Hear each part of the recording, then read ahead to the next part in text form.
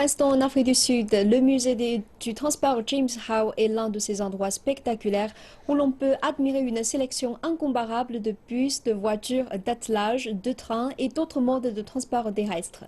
Situé au centre de la ville de Johannesburg, c'est le plus grand musée sur les transports du continent.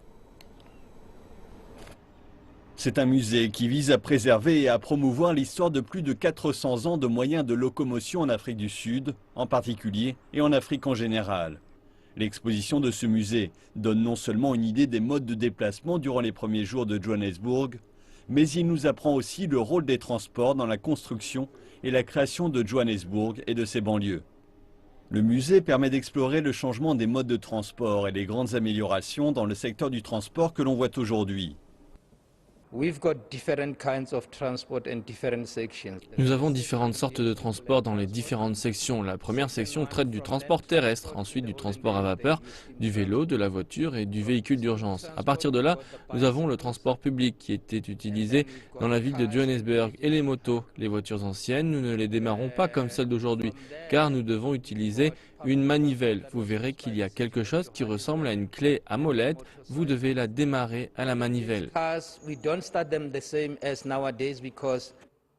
Le musée abrite aussi 2 voitures Joule. La Joule est un véhicule électrique conçu et construit en Afrique du Sud qui n'a jamais été commercialisé.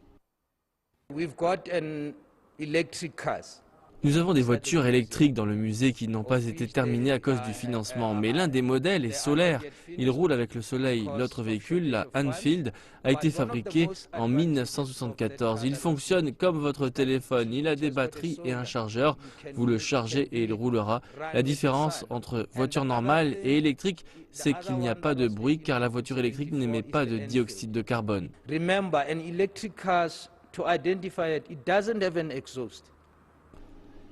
Il y a aussi un tramway tiré par un cheval qui circulait dans les rues de Johannesburg de 1891 à 1902 à la vitesse incroyable de 7 km/h. Et aussi le dernier tramway à 2 étages qui a été arrêté en 1961. Pour les passionnés d'automobile, le musée est un témoignage à l'ingéniosité humaine.